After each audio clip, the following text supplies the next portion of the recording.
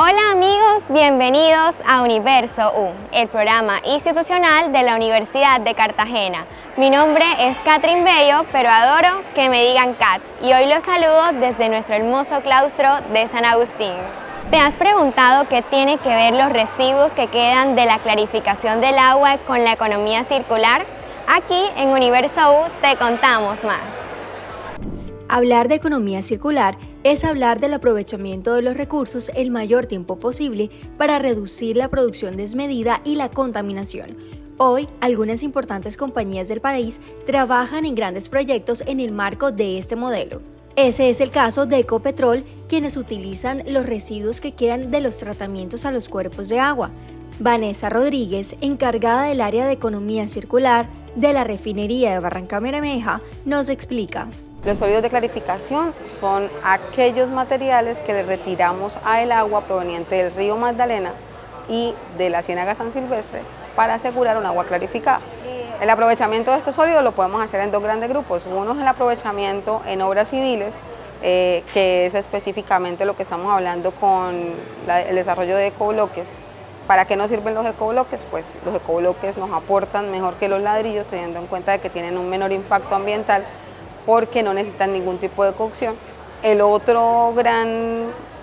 Digamos que la otra forma como podemos aprovecharlos específicamente con material valorizado para suelos, teniendo en cuenta que aporta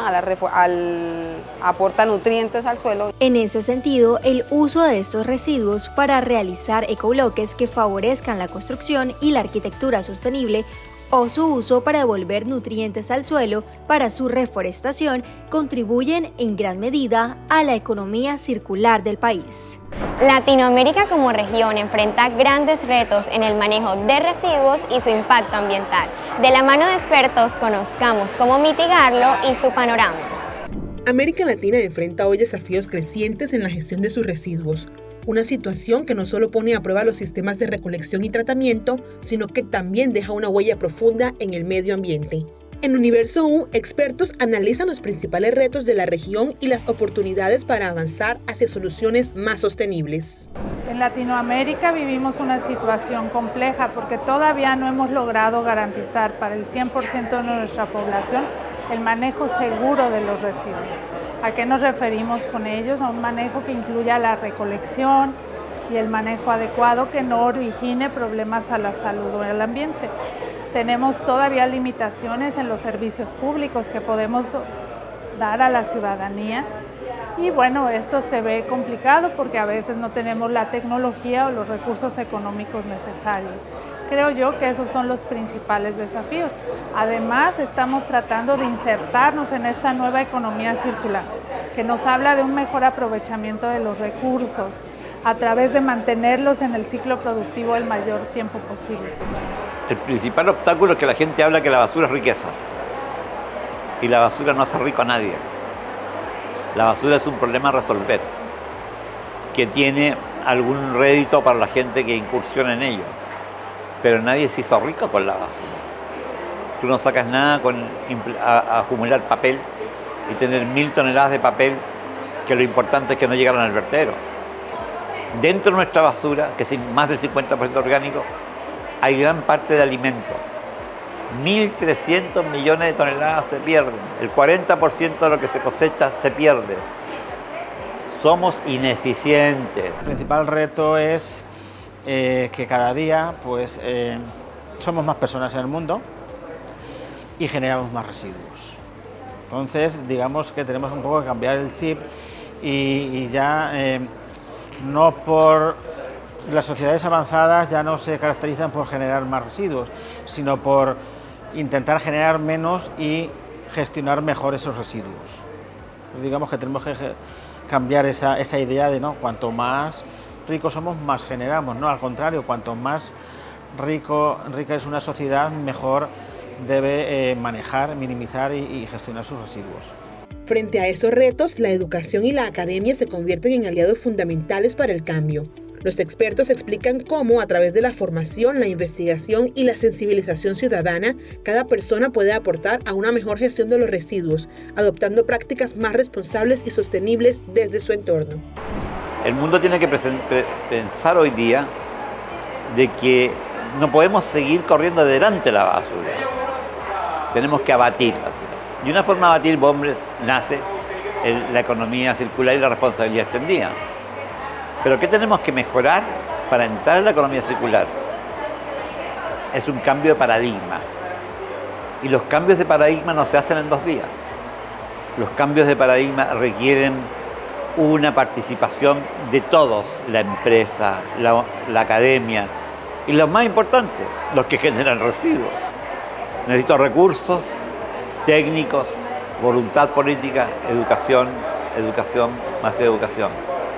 La tecnología resuelve el problema hasta que se te acaba el dinero o no lo puedes sustentar.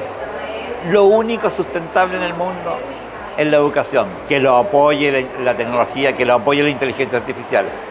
Y vamos a generar menos residuos. Nosotros podemos contribuir de distintas formas. Primero, por supuesto, en nuestro rol principal, que es el de formadores, ¿no? Enseñando a nuestras y nuestros estudiantes la importancia de esos temas, las tecnologías con que pueden manejarlo y demás. Pero además de eso, podemos dar una formación vivencial, es decir, que nuestras instituciones funcionen de la forma en que estamos pregonando, con estos principios que queremos que se desarrollen, porque ese es el aprendizaje que más prevalece. Pero además de eso tenemos un rol hacia afuera. Las universidades no solo generamos conocimientos, sino que podemos generar soluciones específicas a problemáticas locales. Sabemos las características de la región donde vivimos, sabemos cuáles son sus problemáticas y estamos capacitados para hacerlo. En el tema de los residuos, como en todos, hay muchos intereses. La universidad puede actuar como el fiel de la balanza, como un ente que no tiene conflicto de interés más allá del bienestar público. En primer lugar, pues a través de nuestra docencia, pues inculcamos en nuestras clases la importancia que tiene pues la conservación del medio ambiente, ya no solo desde el punto de vista científico, sino también técnico, puesto que muchos de nosotros somos ingenieros. En segundo lugar, haciendo trabajos científicos y luego divulgándolos mediante estos eventos. Y en tercer lugar, pues haciendo convenios y contratos con administraciones públicas y con empresas, para que a través de estos contratos podamos, digamos, nuestros conocimientos traspasarlos a la sociedad. Los desafíos son grandes, pero el conocimiento y la educación abren el camino hacia soluciones duraderas. Con el compromiso de la academia y la participación de la sociedad, Latinoamérica tiene la oportunidad de transformar la gestión de sus residuos y reducir su impacto ambiental. El compostaje es una práctica en la que convertimos residuos orgánicos en abono. Conozcamos cómo realizar una buena práctica de este proceso y cuáles son los errores más comunes. En tiempos donde cada acción cuenta para cuidar el planeta, el compostaje casero se presenta como una alternativa sencilla y efectiva para reducir los residuos orgánicos y devolverle vida a la tierra. De la mano de expertos, conozcamos qué tan viable es implementar esta práctica en casa y cuáles son los pasos básicos para comenzar. Sí, correcto. Lo primero entonces a nivel casero sería separar esos restos orgánicos que usted tenga, que básicamente son de comida. Tratar de evitar a nivel casero las grasas y los aceites, eso separarlos de otra forma. Y bueno, el compost usted lo puede realizar en su casa hasta en una caja. Ahí puede depositar los residuos, puede utilizar inóculos, que son cosas que le ayudan a acelerar el proceso, como microorganismos. Y estos se van descomponiendo, entonces el compost se va descomponiendo de manera natural, no genera ningún olor, no genera problemas de plagas o enfermedades. Básicamente a veces no lo hacemos porque damos lo que se llaman barreras en educación ambiental, decimos que no tenemos tiempo, que no tenemos espacio, que es muy difícil, pero en realidad lo único que hay que hacer es querer hacerlo, y si uno lo quiere hacer, pues sí se puede a nivel casero. En nuestras casas todos podemos hacer compostaje, lo único que necesitamos es un espacio aproximadamente de 1 metro cuadrado y es mezclar nuestros restos de frutas, verduras, con el tema de restos vegetales para que una vez a la semana se haga el riego y se haga la mezcla de este compostaje. ¿Cuál es la ventaja? Que nosotros estamos logrando reducir la cantidad de residuos que van a nuestros rellenos sanitarios. De residuos orgánicos es el principal generador de lixiviados. Otro, que esos residuos, en vez de llevarlos al sitio de disposición final, podemos aprovecharlo, reutilizarlo y se nos vuelve un compostaje que podemos utilizar para nuestras plantas. Aunque el compostaje casero es una práctica sencilla, existen algunos errores frecuentes que pueden afectar el proceso y sus resultados. Conozcamos cuáles son esos desaciertos más comunes y cómo podemos prevenirlos para lograr un compost de calidad desde nuestras casas. Creo que es el exceso de agua, porque pensamos que si es que nosotros incrementamos mucha cantidad de agua, el compostaje va a salir mucho más antes, pero no es así. Entonces, ese creo que es lo principal que tenemos que considerar nosotros, la humedad. Y una de las muestras caseras que se puede implementar es el método puño, cuando probar que el compost puede humedecer la mano, es donde se está desarrollando mucho. Pero si se escurre el tema del agua, por ejemplo, es que tenemos exceso de humedad. En esos casos, lo que es cuando tenemos exceso, se incrementa más restos vegetales para poder compensar el tema de la proporción de humedad. Para inspirarnos aún más, nuestros expertos comparten casos de éxitos en sus comunidades, donde el compostaje ha transformado la forma de manejar los residuos y ha generado beneficios que demuestran que sí es posible hacer la diferencia. Hemos logrado implementar con el proyecto Basura Cero el compostaje descentralizado en pequeñas familias en el Chaco cruceño boliviano, que forman parte de las comunidades de Lagunillas, Pueblo, Boyuibe y la primera autonomía indígena Quereimba y Yambae de Bolivia. Primero fue el tema de la estrategia implementada, sobre todo del tema de que en cada zona era muy diferente la forma de aprovechamiento que teníamos que implementar. Por ejemplo, en algunos municipios implementábamos el aprovechamiento de compostaje familiar y en otros comunal, ¿no? Y el plus fue que los residuos de desperdicios de alimentos igual se lograron implementar con el aprovechamiento a través de la botación a animales de granja. El compostaje de residuos sólidos en un lugar en Costa Rica que se llama Turrialba, donde se está dando una situación especial en el sentido de que el relleno sanitario que se utiliza este año se cierra. Al estarse cerrando, pues van a quedar aproximadamente 16 toneladas de residuos diarios sin tratar, residuos orgánicos, que en este caso entonces a través de la investigación que presentamos, lo que propusimos fue realizar un compostaje por diferentes técnicas y actualmente el proyecto escaló en el sentido de que ya el municipio lo hizo, digámoslo así, en grande y ya se están tratando las 16 toneladas de residuos que se están generando en ese cantón en Costa Rica. Sí, el uso que se le está dando al compost que se genera es en plantaciones de café, en plantaciones de tomate, de chile picante, es decir, en agricultura. Es en este caso que se está usando el compost que se está generando en esta municipalidad en Costa Rica. Entonces, este material estabilizado que se conoce como compost, se le ha hecho una serie de análisis químicos, análisis microbiológicos, se han hecho pruebas de germinación en las diferentes plantas, es decir, que antes de llevarlo al cultivo ya extensivo se ha probado a nivel de laboratorio, a nivel de campo y bueno, no se ha encontrado ningún problema, lo que hace que el cultivo crezca de manera normal. El compostaje casero demuestra que pequeñas acciones pueden generar grandes cambios. Con la orientación de los expertos y los casos que nos han inspirado, queda claro que reducir residuos y devolverle la vida a la tierra está al alcance de todos. Ahora, el siguiente paso está en nuestras manos. Los alimentos se pierden o se desperdician a lo largo de toda la cadena alimentaria, desde su etapa de producción hasta la etapa final de consumo en los hogares. Según un estudio de la FAO, en los países con ingresos altos y medianos, los alimentos se desperdician de manera significativa en la etapa del consumo, lo que se traduce en que los alimentos se botan incluso si todavía son aptos para el consumo humano. Es un problema global, es reconocido así por múltiples organismos internacionales y si bien se ha empezado a investigar en otras latitudes, Latinoamérica todavía tiene mucho camino que andar para poder establecer cifras, pero en general lo que se dice es que se desperdicia cerca de 1/3 de los alimentos que producimos a nivel global. Esto representa grandes desafíos a nivel social, económico y ambiental. El desperdicio de alimento causa una serie de desafíos en general en nuestros sistemas alimentarios. Por un lado, genera gases de efecto invernadero en sus procesos de descomposición no controlada. A su vez, aumenta la huella de los alimentos a lo largo de todo su ciclo de vida Definitivamente es un reto económico tanto para las familias que compran alimentos y no los consumen, pero también para todos los actores de la cadena de alimentos, quienes producen, distribuyen, transportan. Y finalmente es un riesgo también social porque afecta la seguridad alimentaria y nutricional de la población. Es por esto que desde la Red Costarricense para la Disminución de Pérdida y Desperdicio del Alimento, hoy se adelantan investigaciones enfocadas en reducir estas alarmantes cifras.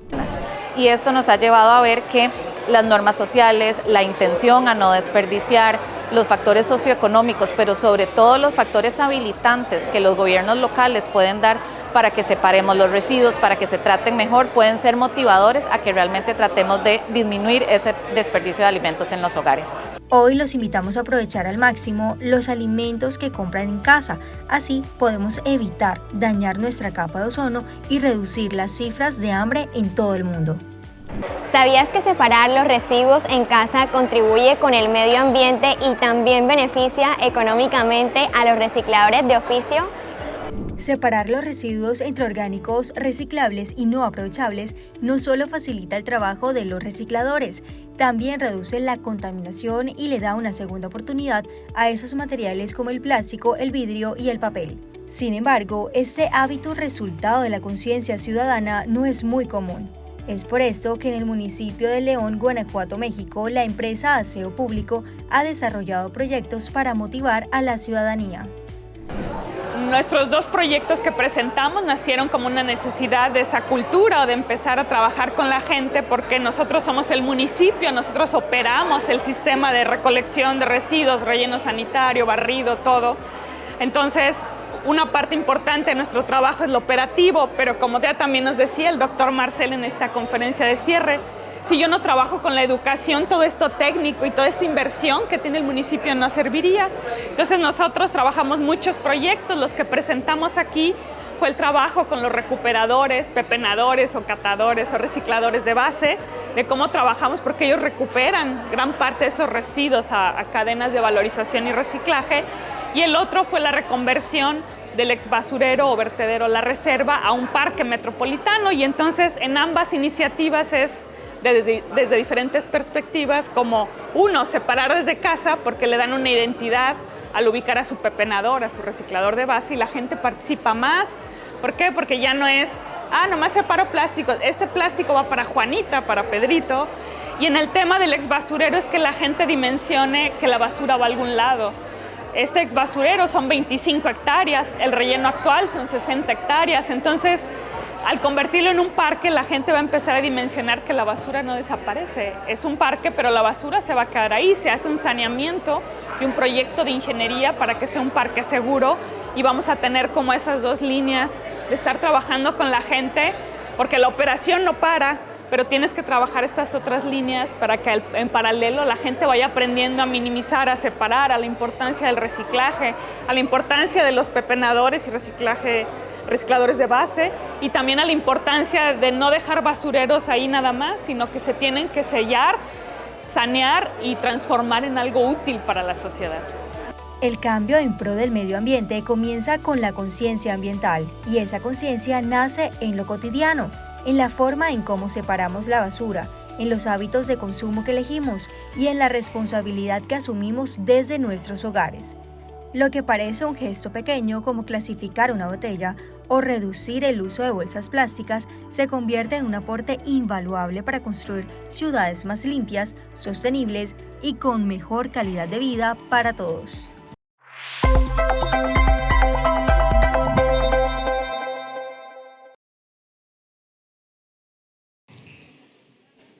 Buenas tardes. ¿Yo qué venía a hacer aquí? ¿A ustedes no les pasa que se les olvidan las cosas? No se preocupen, no están solos. De hecho, cada vez somos más las personas que perdemos la memoria. Una causa, el Alzheimer. El Alzheimer representa la primera demencia a nivel mundial. Según la OMS, más de 50 millones de personas la padecen, y se espera que para el 2050 esa cifra se triplique. Porque esto es importante, porque esto es un problemón, ya que los medios diagnósticos que tenemos actualmente para el Alzheimer, como la resonancia magnética cerebral, la punción lumbar, no solo son costosos, también son invasivos. Y si aquí en la ciudad es difícil acceder a ellos, imagínense en un pueblo. ¿Qué pasa? Que tenemos que conocer más el Alzheimer como tal. Esta enfermedad, tienen que imaginarse su cerebro, sus neuronas. Quiero que hagan el ejercicio de imaginar que las neuronas son como los barrios de Cartagena. Aquí tenemos Olaya, Pozón, y acá las neuronas Pupi, Boca Grande, Manga. Bueno, las neuronas, como los barrios, requieren de vías. Estas vías van a transportar nutrientes e información. Así bien, estas vías tienen que estar ordenadas. Para ordenarse necesitan de una proteína que se llama tau. Entonces, ¿qué pasa en el Alzheimer? Pasa lo mismo que aquí en Cartagena con las vías. Cuando una vía está bloqueada, tiene huecos, está dañada, todos llegamos tarde. Si es que llegamos. Entonces, se daña la proteína tau, que es la que se encarga de mantener el orden de esta vía. Si esta vía colapsa, no llegan los nutrientes y la información a las neuronas y eventualmente se mueren. Esto es un problema, porque esto ocurre a nivel de todo el cerebro y es lo que nos causa la enfermedad del Alzheimer. Lo bueno, porque hay algo bueno, es que hoy en día, gracias a la ciencia médica, podemos detectar esta proteína dañada en una simple muestra de sangre. Esto nos permite identificar el Alzheimer tempranamente. ¿Por qué? Por medio de la proteína tau fosforilada. ¿Esto qué implica? Implica que podemos tratar la enfermedad tempranamente, mejorando la calidad de vida del paciente e incluso recuperando las historias, las anécdotas o el simple hecho de pasarla bien con su familia, con sus amigos. ¿Qué buscamos con este proyecto? Buscamos disminuir tanto el costo como el tiempo del diagnóstico del Alzheimer por medio de la prueba de la proteína tau fosforilada en sangre.